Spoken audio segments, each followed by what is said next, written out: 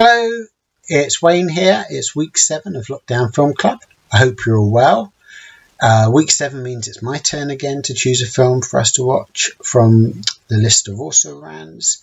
And I have chosen for this week Orson Welles' 1941 debut feature, Citizen Kane. And I've chosen it because I've just finished reading Simon Callow's great Orson Welles biography, volume 1 of Simon Callow's great Orson Welles biography, The Road to Xanadu. It's 3 volumes. Volume 1, The Road to Xanadu, goes as far as Citizen Kane. It's a brilliant read, and that's where my head is at the moment, which is why I've chosen Citizen Kane. Citizen Kane is one of those films that probably needs no introduction, so feel free to switch off now if you know anything about Citizen Kane. I guarantee you I will not be bringing anything new to the party. So feel free to switch off now. But if you feel like humouring me or are just morbidly curious, then stick around. I'm going to just spend the next 5 minutes putting Citizen Kane in some kind of context and hopefully a few little interesting facts, maybe not. But yeah. So if anyone's still watching, let's go. Right, so Citizen Kane. Orson Welles was 24 when he made Citizen Kane, which is ridiculous. He was already a big name on Broadway with headline-grabbing productions such as his Black Voodoo Macbeth and his fascist Julius Caesar. At the same time, his Mercury Theatre Company were producing dramatizations of great novels on the radios. They did Dracula, Treasure Island, The Pickwick Papers, all of which Orson Welles was either acting in, directing, producing. You know, he was really hands-on, whilst also acting on Broadway. By all accounts, he was taking a lot of amphetamines to keep going, and he was a maniac. So you're doing theatre, radio, and his most famous or infamous radio production was the H.G. Wells' War of the Worlds, which caused a minor panic in America when a minority of listeners thought it was real and Earth was really being invaded by the Martians, and panicked and put wet towels around their windows and things like that. So anyway, Wells had to go and apologise on telly, but it did bring him to the attention of RKO, who offered him an amazing deal that he couldn't refuse. I'm lost on my notes now, sorry. This is what happens when I start to think I don't need notes, and it turns out I do need notes. So where am I? So yeah, RKO's deal, for his film deal he got, he was to write, produce and direct and act in 2 pictures for RKO. He had complete autonomy over cast, technicians and final cut. He originally wanted to adapt Conrad's Heart of Darkness, but he wrote a script, but it was ultimately abandoned because of the war, and meant that they didn't have quite the budget they thought they had, so Heart of Darkness was far too expensive to make.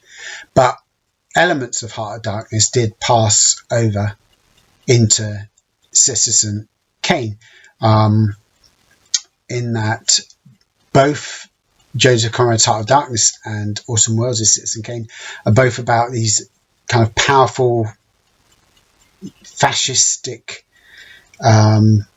enigmatic men. They're both trying to get to the who is Kurtz, why has he gone mad, who is Kane, what is Rosebud, what made Kane the man he is. Both books end with or begin, let me rephrase that, both Kurtz and Kane die with enigmatic kind of words on their lips, with Kurtz, it's the horror of the horror. With Kane, it's Rosebud. So they're both what I'm basically saying, they're both kind of puzzles to get to the essence of who are these men. So Kurtz was abandoned for Kane. And Kane was cooked up between Orson Welles and this alcoholic Hollywood scriptwriter, Herman J. Mankiewicz, who had knocked around with newspaper mogul William Randolph Hearst and had been kicked out of one of Hearst's parties due to drunkenness. So there are quite a lot of Hearst goes into Kane as well.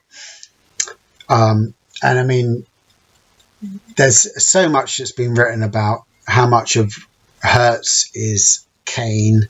I mean, there are a lot of similarities, but ultimately, I think that can all become quite distracting. It's really interesting, and again, I recommend this documentary, The Battle Over Citizen Kane, because Hertz tried to have the film suppressed. He wanted to burn the negatives, tried to blacklist Welles, and it's all really interesting, but I do think it can distract from the film itself, which is just a brilliant film, no matter who it's about.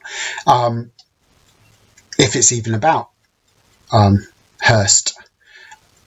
And I mean, a lot of Welles is in Kane as well, in that Welles, like Kane, had lost both his parents at a very young age, and I'm lost again, but stay with me, because I've been doing this for a while now this morning, and I've got stuff I've got to get on with this afternoon. So right, I found where I am. I have got notes. I don't like reading off notes, but I know I have to do it because this is what happens when I try not to. So Welles, like Kane, lost both his parents at a young age. He had a guardian called Bernstein, who was given, the name was given to the Everett Sloane character in Citizen Kane. And I guess, like Kane, Welles, his names, Welles had early success and arguably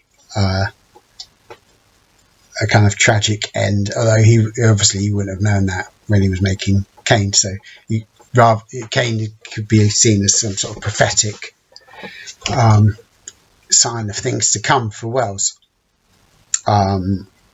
So what I'm trying to say here is that all this stuff is interesting, but it can distract, I think, from the film itself, which is what I want to talk about, because I'm already gone over my time limit. So just to get back to the film, Welles employed first time to Welles. They're all members of the Mercury Theatre Company, but it was their feature film debuts. So we've got Joseph Cotton, Agnes Moorehead, Everett Sloane, he's my favourite.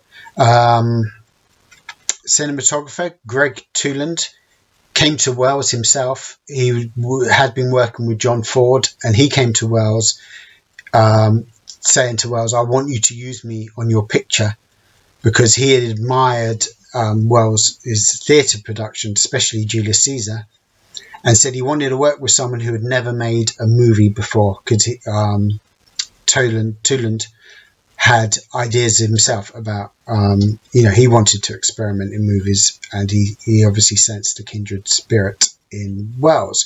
And Toland's thing was deep focus, where foreground, center ground, and background is all in focus at the same, stays in focus at the same time, and so which gives a real sense of depth to the screen. And he said, I'm lost on my notes again. Bear with me. Yeah, Wells said, I've only known one great cameraman, and that was Greg Touland. He said he could teach me everything about the camera in 4 hours, and he did. And I mean, that the look of the film is part of what makes Citizen Kane such a special film. What else have we got? We've got long takes. So many of the scenes are just 1 or 2 long takes, and once you start noticing that, it's quite amazing. And Wells said he did that because he said it separates the men from the boys, which I quite like. The composition of the scenes looks beautiful.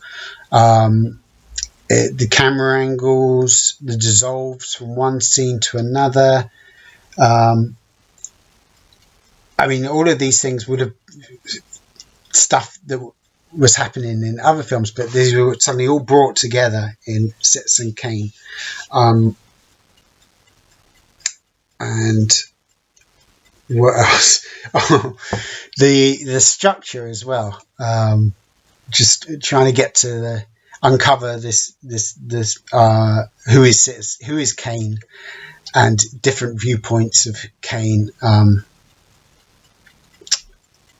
And Orson Welles himself is brilliant as Citizen Kane, and he looks fantastic as young Kane, and he says that he actually had more makeup on as young Kane than he did on for old Kane. He's like his face pulled back, and because he does look quite amazing as a young Kane, but it was all makeup. Great scenes, great set pieces. Yeah, I mean, it's what I'm saying is it's just a great film. And the conceit, this Rosebud conceit, I think I like it. Orson Welles came to sort of disown it years later and said he saw it as a kind of MacGuffin, and that's why he gives a speech. He doesn't make the speech, but one of the reporter who we never see as well. That's the other interesting thing about Citizen Kane. The reporter who's trying to find out who Kane is, we never actually see him. We see the back of his head. So he's either us or he's the director. But anyway, so at the end he gives this kind of speech how it doesn't matter if we don't know what Rosebud is, because it's impossible to sum up a man's life with one word anyway. And Orson Welles went on to say that he's put that in as a kind of disclaimer that you can't sum up a man's life with one word. Which I think he's been a little disingenuous there, because I think I've always seen that speech as ironic, and that you can actually sum up a man in one word. I mean, not literally. Rosebud means X, but then X means this and this and this and this. But anyway, I feel like I'm just stating the bleeding obvious now. So I think I've said quite enough on Citizen Kane. So I hope you enjoy it. Yeah, I don't think I've got anything to say about it, because I can't actually read my notes now because they've gone off the screen. Well, I'll tell you what I can say. There's a lot of debate about the script and who wrote what, but it's quite telling that Wells and Mankiewicz both get credit at the end, as does Touland and Wells. They share a page, a screen. Yeah. So I'm done. That is my introduction on Citizen Kane. Thank you for watching. Viddy well, and I'll see you in 2 weeks for another one of these things. All right, bye bye.